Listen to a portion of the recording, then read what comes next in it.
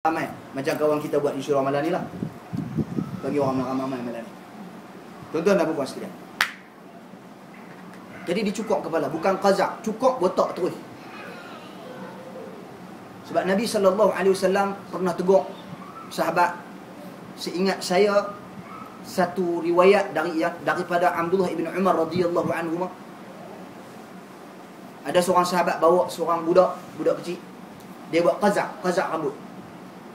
Qazak ni dalam bahasa Arab dia merujuk kepada beberapa pengertian. Antaranya ataupun umumnya qazak bermaksud dia buang rambut separuh, tinggal separuh.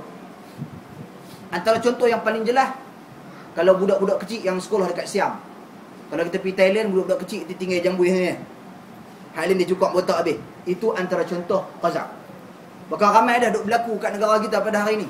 Dia cukup licin ni semua, lepas tu dia tahu rambut panjang atas. Lepas tu sekali dia ikat nampak botak tepi ni semua.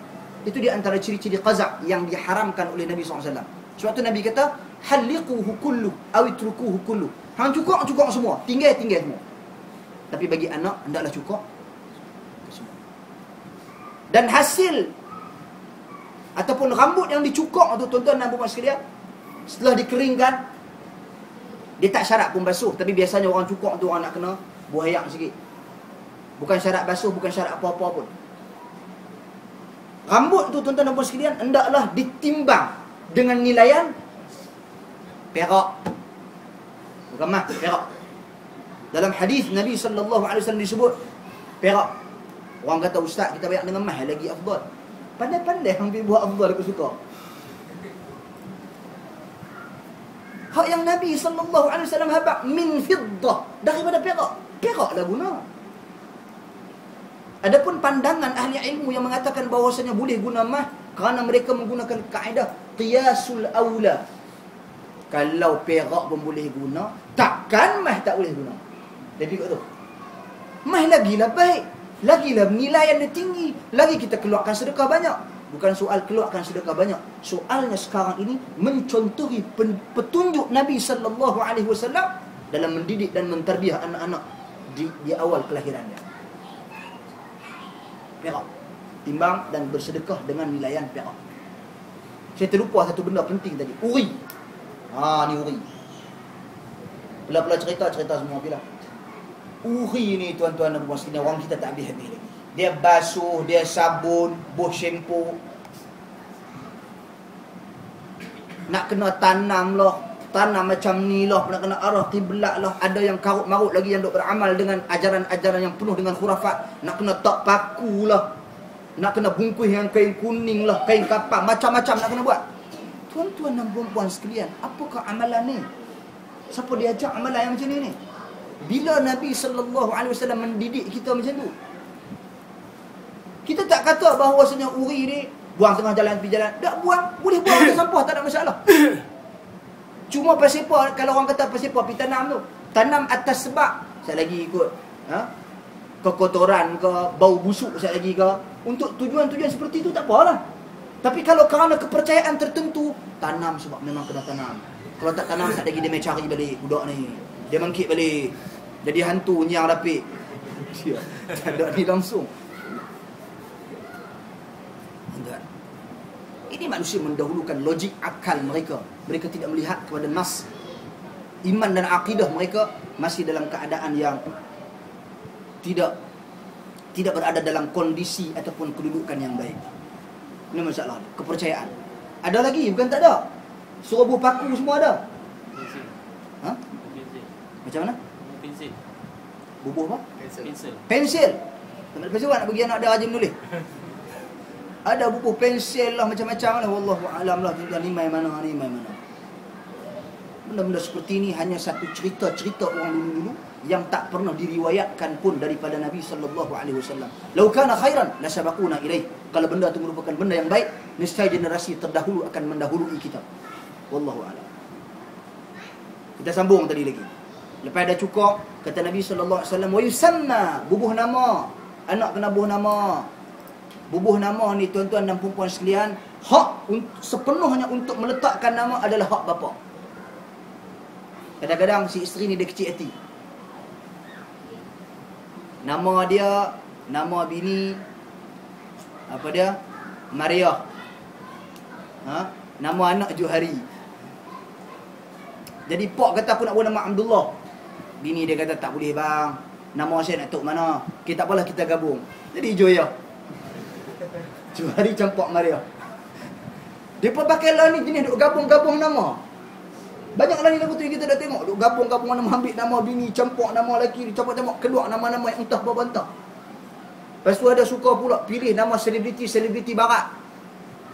Anak berkecil, beranak-beranak ni nak bagi dia pemain bola yang terkenal. Bubuh lah Cristiano Ronaldo, David Beckham. Ini nak bagi jadi pandai menyanyi. Bubuh pergi letak Madonna apa-apalah. Tuan-tuan dan puan sekalian, bertakwalah kepada Allah Subhanahu Wa Taala. Sesungguhnya kata Nabi sallallahu alaihi wasallam, kalian semua akan dipanggil di akhirat kelak bi asma'ikum wa bi asma'i abaikum. Akan dipanggil dengan nama-nama kamu dan nama-nama bapa kamu. Maka kata Nabi sallallahu alaihi wasallam, fa ahsinu, perelokkan, perindahkan penamaan-penamaan kamu. Nama tu kena bagi elok. Kemudian Nabi jelaskan dalam hadis yang lain, ahabbul asma' ila Allah, antara nama yang Allah Subhanahu wa taala paling sukai, paling cintai, Abdullah wa Abdul Rahman. Abdullah dan Abdul Rahman. Ada dalam riwayat yang lain disebut oleh Nabi sallallahu alaihi wasallam, Hammam. Bukan Hammam, Hammam jamban.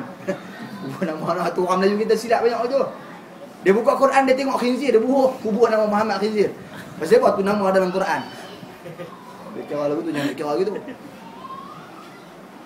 Hammam. Ada nama Al-Harith. Al-Harith, huruf tha di belakang, juga antara nama yang Allah Subhanahu wa taala sukai, kata Nabi sallallahu alaihi wasallam. Pilih nama yang Allah Subhanahu wa taala sukai. Bahkan kata Nabi sallallahu alaihi wasallam dalam hadis yang lain, namakanlah anak-anak kamu dengan nama nabi-nabimu. Kita pada hari ini tapi masalah kita satulah, problem kita yang kita hadapi dalam masyarakat kita ni, depa short formkan nama. Depa short formkan nama. Dan panggilan tu panggilan dia tak ada lahjah Arab tu, tak ada. Jadi tak sedap. Menyebabkan orang kita nak berbuah nama anak Ibrahim. Kalau pergi dekat negara Arab, sedap tu. Ibrahim, ya Ibrahim. Sedap. Tapi mai balik kampung orang kita, Pak In. In, dia panggil lah kali In gitu. Qasim, nama bagus, sedap. Pergi balik kampung, Chin. Yahya, nama sedap, nama Nabi. Baik-baik kampung, Pak Ya. Dia jadi tak kena tuan-tuan dan puan sekalian. Dia short form, dia pendek. Sedangkan kita dituntut untuk memanggil dengan nama-nama yang baik. Kerana di akhirat kelak kita akan dipanggil oleh Allah Subhanahu wa taala dengan nama-nama yang baik. Maka perbaikilah nama-nama tuan-tuan dan puan sekalian. Ada orang tanya saya, Ustaz, dia kalau nama teruk sangat boleh tukar tak? Ya. Kalau sekiranya nama tersebut membawa pengertian dan makna yang tak elok, maka diharuskan dan dianjurkan kita menukarkan ia. Macam orang ada bubuh nama Wati. Tuan-tuan dan puan sekalian, Wati ni tahu tak? Wati dalam bahasa Arab ni tahu tak apa? Wati ni maksud dia berjima', bersetubuh. Waw, ta, ya hatta ada titik itu hamzah. Wati. Wata'a yati'u. Maksud dia berjima'. Kita dah syuk wati. Tuan-tuan, memanglah kita bubuh ta belakang, tapi dekat-dekat nak sama tu. Maka elokkanlah dengan nama-nama seperti itu. Sebab tu para ahli ilmu, antara Syekh Bakar Abu Zaid rahimahullah, ada karang kitab tentang Mu'jam Al-Manahil Lafziyah, ensiklopedia perkataan-perkataan yang dilarang kita sebut. Tuan-tuan dan puan sekalian,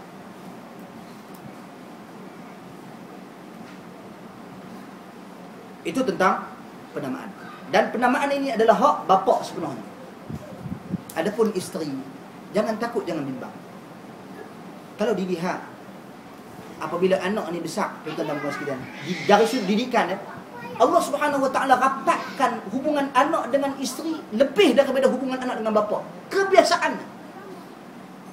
Dan memang itulah majoriti. Kerana bermula daripada susu ibu. Di sana perhubungan yang telah Allah Subhanahu wa taala tetapkan yang tak dapat bapa nak bagi. Jadi di sana ada hak-hak bapa, di sana ada hak-hak ibu. Bahkan merupakan satu bapa yang zalim. Dia tak bagi anak dia minum susu isteri dia. Zalim. Merupakan bapa yang zalim. Jadi kaum wanita tak perlu bimbang. Kadang-kadang mekeli pasal nak bubuh nama, pakat lawan kecil hati. Belah keluarga isteri nak bubuh nama ni, belah keluarga suami nak bubuh nama ni, pakat mekeli.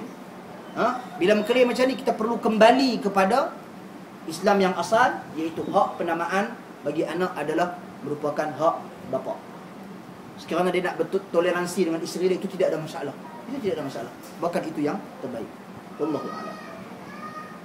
Seterusnya tuan-tuan dan puan sekalian, setelah anak itu dibagi nama, cukup kepalanya, dibuat ibadat ataupun akikah untuknya, sembelihan. Sebab perkataan akikah tu sebenarnya orang kita salah faham. Akikah tu bukan merujuk kepada kambing yang disembelih. Akikah tu merujuk kepada rambut yang dicukur. Tu maksud akikah. Rambut yang dicukur. Ini tolong perbetulkan salah faham. Okey. Seterusnya lagi yang kita boleh ambil faedah di awal kelahiran anak, didikan yang perlu kita berikan. Orang kita ajak macam-macam. Masa kecil ni dia ajak macam-macam sungguh. Dia syok ajak anak dia sebut nama dia dulu. Dia syok ajak anak dia sebut ABC dulu. 1, 2, 3 boleh bilang. Tuan-tuan dan puan sekalian, tanggungjawab kita dalam didikan anak-anak ini. Kata Abu Asim An-Nabil, seorang tokoh ulama hadis pada ketika dahulu. Kata beliau,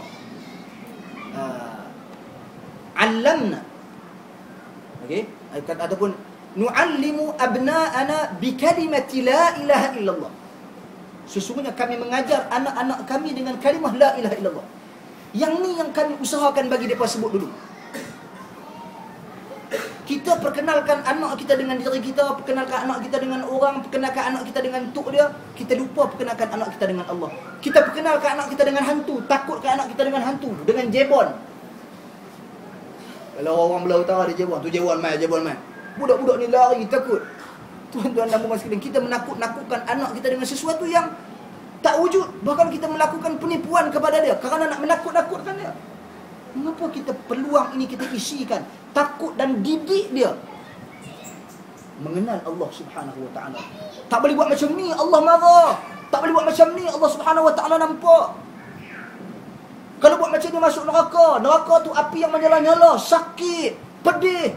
Lalu tu kita turut sebut bagi betul. Bila kita didik anak kita dengan gempak cerita-cerita yang tak ketahuan, macam-macam cerita.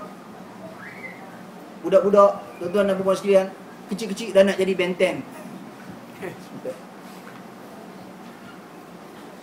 Benteng. Pentarbihan awal ni saya tengok. Kalau kita pergi kedai-kedai pakaian baby budak-budak, diajak kita dengan pakaian yang berunsur bergambar, lukis patung, banyak semua patung, lukis baju penuh patung. Saya nak cari baju anak saya tu sampai kena pisiam lah cari baju kosong. Tak mau bagi ada lukisan patung-patung. Ustaz, payahlah nak cari. Tuan-tuan dan puan sekalian, kita nak makan, kalau nak makan ni, asam pedas boleh pergi Sembilan Melaka pergi cari. Ini untuk